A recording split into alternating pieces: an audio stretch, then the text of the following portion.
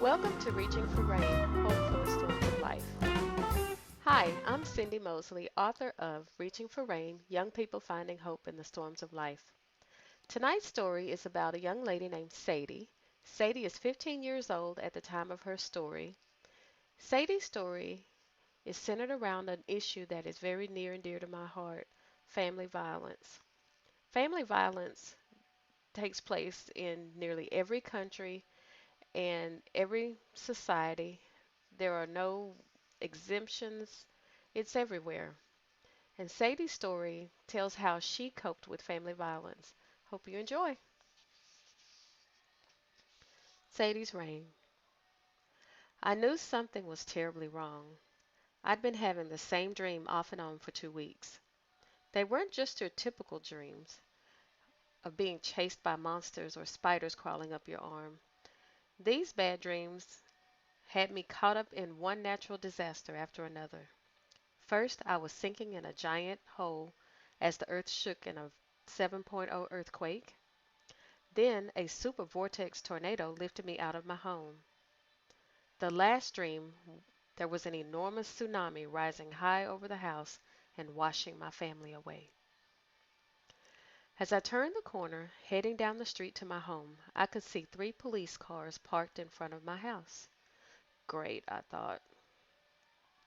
I slowly approached the house and saw my little brothers and sister sitting on the curb with a female police officer. Katie was crying. Davy and Johnny each had an arm around her shoulders. They were always very protective of 6-year-old Katie. Davy was 9 and Johnny was 10. I'm the oldest of my parents' 4 children.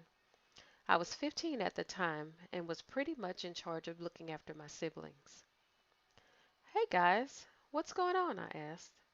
The police officer stood up and introduced herself. Hi, I'm Officer English. You must be Sadie. She extended her hand for a handshake. Yes, ma'am, I'm Sadie. What's happening? Well, Sadie, there was an incident here today. Your dad was shot and taken to the hospital. As she talked to me, she kept an eye on my brothers and sister. Then she started leading me a few steps away from them. She started to explain. She lowered her voice and she said, "According to your neighbors, it sounded like your dad was beating your mom. He was yelling while she was screaming, and then they heard a gunshot."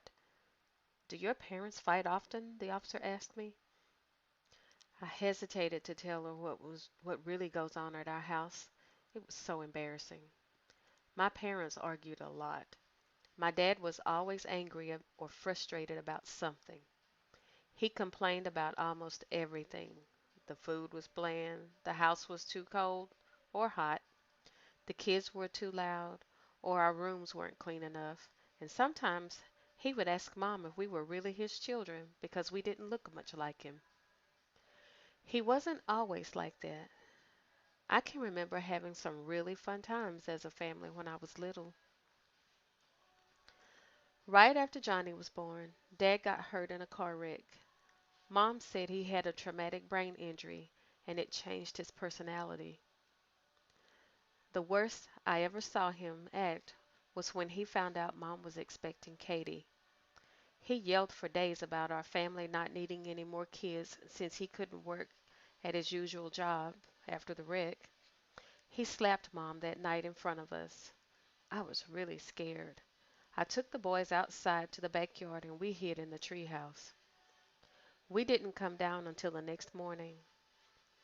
Dad apologized to us, but I didn't trust him after that. From time to time over the next 3 years, I knew when he was mean to Mom. He would think we weren't listening or looking, but I would see him do things that made me wonder just how bad it was. Every now and then, I would see a bruise on Mom's arm or see scratches on her neck. I did my best to keep the other kids from noticing. When I thought there was going to be an argument, I would take the boys bike riding and push Katie in her stroller to the park a few blocks from our home. I would keep them out for a couple of hours just to make sure the fighting was over before I took them home. If Mom had shot Dad, the fight must have been really bad. I looked at the officer and fought the tears that welled in my eyes, and I nodded. Maybe my parents will get some help, I thought. Sadie, I need you to talk to me. It's very important for you to tell me about your parents fighting, Officer English said. I took a deep breath and told her everything I knew. Can you help them? I asked. I hope so, Sadie. I'm hoping we can help all of you. Your dad didn't appear to be seriously injured, but he was admitted into the hospital. Officer English tried to encourage me, but I was scared that I was going to lose both of my parents. What's going to happen to Mom? I asked. I wondered if they were going to take her to jail. I still couldn't believe that she'd shot Dad. She's in the house now, packing some things for you all. She's taking you and your siblings to a shelter for abused women. You should be safe there. Your dad will be released from the hospital in a day or two, and she needs to take you someplace safe. A shelter? Where is the shelter? I asked, hoping that I wouldn't have to change schools. I knew a girl who came to our school because her family had to move to a homeless shelter. She had to move away from her friends, and I really didn't want to be the new girl at school. We found an opening at a shelter in Bridgewater. It's not that far away. Will I get to go to school? Going to Bridgewater meant that I would have to change schools. I was very disappointed, but I knew it was for the best, and it would be best for my brothers and sister to be somewhere safe. I don't know exactly how that shelter works. Some shelters provide homeschooling for their clients' safety. I looked across the street and saw an officer carrying a box. Do I need to go help my mom? I asked. Officer Davis is helping her. Why don't you take your brothers and sister over and get them settled into the car? We loaded up into the car and waited for Mom. When she finally got in the car, I looked at her. She had a lot of bruises on her face. Her lip was swollen and her eyes were red from crying. She had a patch of hair missing just above her right ear. Looking at her let me know that this fight was the worst ever. I reached out and touched her hand. Mom, are you okay? I will be, Sadie. I'm so sorry. I hate to take you kids away from your home, but I can't go on like this. I need to feel safe, and I need to know that you all are safe. I know you've been taking care of them. She tilted her head, gesturing toward the back seat. But that isn't your responsibility, it's mine, and I'm going to be the mother you all need from now on. The shelter was a really nice place. From the street, the place looked like an old plantation style home. It made me think of the movie Gone with the Wind. It was white with black shutters, tall columns, and a huge porch with the swing and rocking chairs. The house sat on a corner lot and had a white wood fence around it. The yard was very pretty with flowers, and if you looked at the windows you could almost picture Southern ladies sitting in front of the one of the large windows sipping tea and gossiping about their neighbors. Can you tell I really love historical fiction? When we turned the corner, we pulled into the garage of a two-story brick building that looked like it had been added to the house. We were met at the door by a perky lady with wavy blonde hair. Hi, you must be the Carsons. I'm Nancy. Come in. She held the door open for us. She was very nice and helped us get our things put into our rooms. We ate dinner with the other families in a large dining room. There were 4 moms and 10 kids. I was the oldest. The closest kid to my age was a 12-year-old named Sasha. We didn't stay in the open area long after dinner. We were tired and we went to bed early. I didn't know what would happen to us next, but for the first time in a long time I felt safe.